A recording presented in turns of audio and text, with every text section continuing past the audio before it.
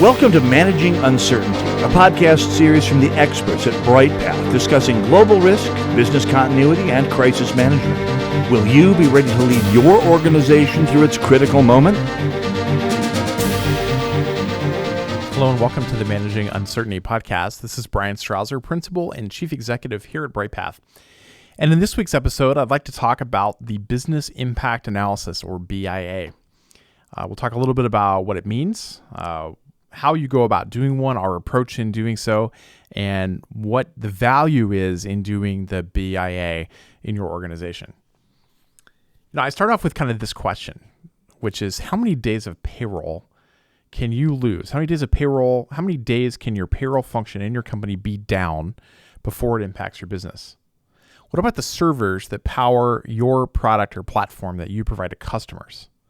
Or what about your virtual private network, your VPN that employees use to connect to your secure resources and work remotely that you probably used a lot during COVID? An hour? A day? A few weeks? A month? If you're like many companies we talk to, you may not know how long your business can survive without critical systems and business processes. For that reason, a thorough business impact analysis, or BIA, is one of the most important steps that we take when we work with new clients. Here's what a business impact analysis is, why it's important, and what you're going to learn by doing one. So what is the BIA? Well, the formal description of a business impact analysis from the ISO 22301 standard on organizational resilience is the process of analyzing the impact over time of a disruption to the organization.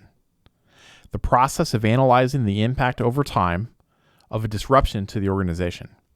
To say it more clearly, a BIA is a thorough examination that exposes the likely impact a business disruption will have on your revenue, expenses, operation, and reputation of your organization. On our blog post that accompanies this article, you'll see an example of what a business impact analysis report might look like, including the impact over time across several different factors. The example we show is impact on compliance and regulatory obligations, to your organization's reputation, to your financial obligations, expense and revenue impact, and to your mission, your ability to complete your mission. For example, we've worked for many years with a company who sells cloud-based software as a service, or I should say they have subscribers to a cloud-based software as a service or SaaS platform. If their product goes offline, even for a minute, they experience an increase in expenses and a negative reputational impact in the marketplace because their customers begin to complain, often using social media to do so. A prolonged outage will also cost revenue in the form of lost business and refunds or invoice credits to angry customers. And those are some of the issues that we look at when we're conducting a business impact analysis.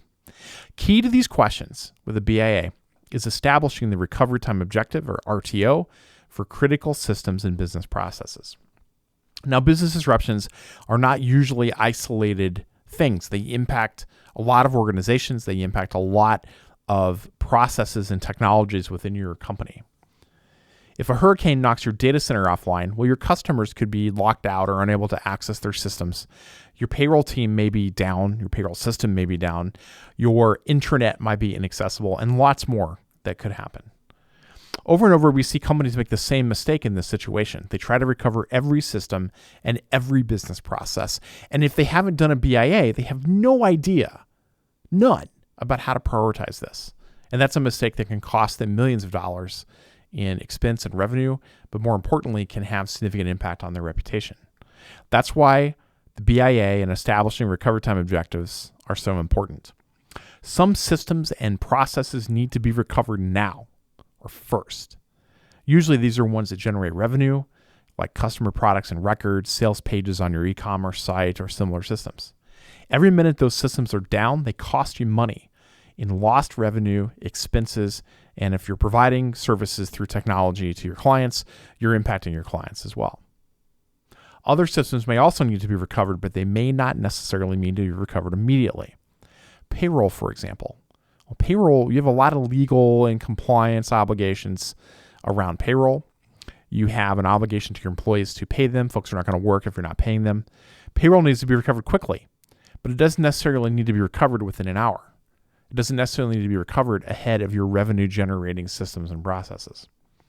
A business impact analysis looks at all of your critical processes in each of your critical systems, and you assign it a recovery time objective. When these are in place, you can start to build a prioritized list of processes and the technologies and systems that those processes are dependent upon to recover during a disruption. A key first step when we move past the business impact analysis and we start creating your business continuity plan. Now, there's the implications to not performing a comprehensive BIA. We once worked with a company to examine over a dozen key areas of their business as we developed a new set of continuity plans for them. The executive leadership team came to us with the areas that they thought were critical. Here's the list, Bryan, of the 12, 13, 14 areas that we want plans in. So we completed those on their behalf. Now, we had discussed with them as we approached the company-wide this process. They asked us for a company-wide BIA after we had updated these plans, which we then went and completed on their behalf.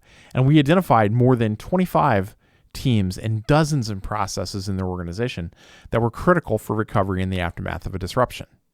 Far more than the 12, 13, 14 that they had asked us to work on when they had first engaged with us.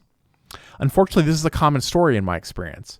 And many areas that you might think are critical for recovery might not be the ones that are the most critical to recover first. In addition, without a comprehensive business impact analysis, you may have struggles in a couple other key areas. As we said, without this, there's no method, there's no process to prioritize your recovery efforts. When dozens of systems and processes are impacted, which ones do you recover first? And if you don't know, you're going to spend hours and days trying to figure out what to prioritize, a mistake that can cost large organizations millions of dollars in expense, lost revenue, and damaged reputation. But you also run into the challenge of losing executive support or the inability to gain executive support.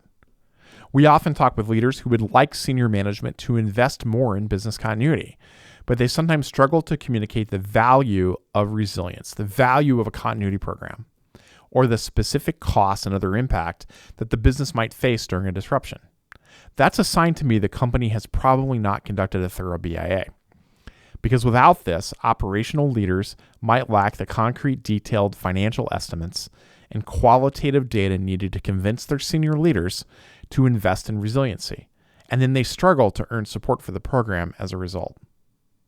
Now, how do you conduct a business impact analysis? Here's our approach. First is to scope the need. Every BIA is different because every business is different. For that reason, our first step is to scope the need and determine what areas in the organization we need to look at. Part of this is also determining what are the questions that I need to ask to really understand the criticality of business operations across the organization.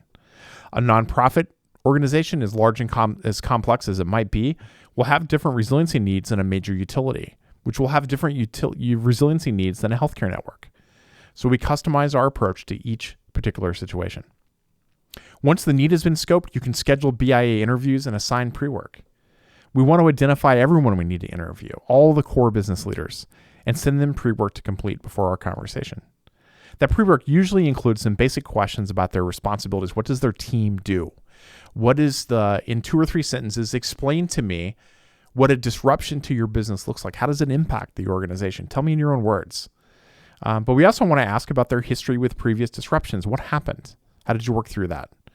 What systems are you most dependent upon? That way they come to the interview with a clear idea of the topics we're going to discuss. Then we conduct the BIA interviews. This is the most important part of the process because this is where we uncover the strengths and the weaknesses of your systems and processes. Most interviews last 45 minutes to 2 hours, depending upon the complexity of the system or process. We talk about systems, the technologies, their impact on the business, their dependencies on these technologies, their dependencies on third-party services, suppliers, facilities, and anything else that's relevant to business continuity in their area.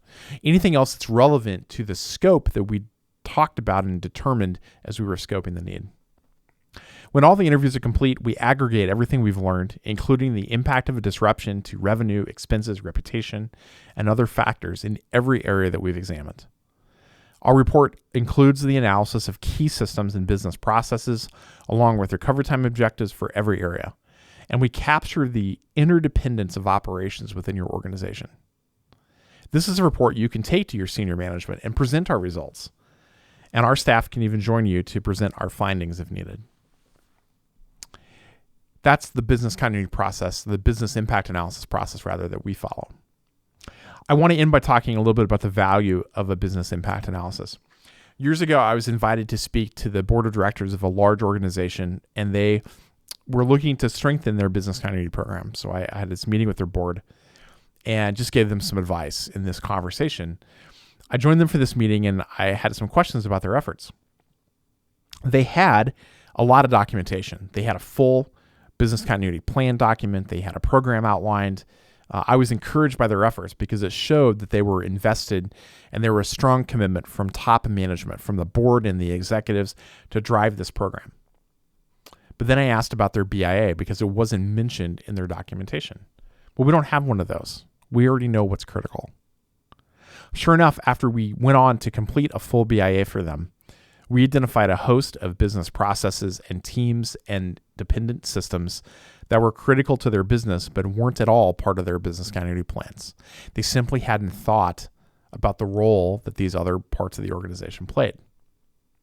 Without a BIA, you lack the data to properly prioritize your business continuity efforts and plans. In the worst case, you may even be overlooking critical systems and processes and teams that you never thought to include in the first place. Without the BIA, you're blind to the full impact a disruption can have on your revenue, expenses, reputation, and your mission. With a BIA, you will have the data you need to plan a business continuity program that protects your most critical systems and processes first and gives you a roadmap for recovering everything else in your organization that's important in the order of importance. If you need advice or guidance in your business continuity planning or with your business impact analysis efforts, Bryghtpath has built the processes and programs for many Fortune 500, complex nonprofits, and public sector organizations. We'd be happy to help. Visit us at bryghtpath.com/contact. That's it for this edition of the Managing Uncertainty podcast. We'll be back next week with another new episode. Be well. Thanks for listening to this episode of Managing Uncertainty, produced by the experts at Bryghtpath. To receive notifications of new episodes, join our newsletter at bryghtpath.com or subscribe through your favorite podcast player, such as iTunes or Google Play. Learn more about the services and trusted advice from Bryghtpath by visiting bryghtpath.com. That's BRYGHTPATH.com.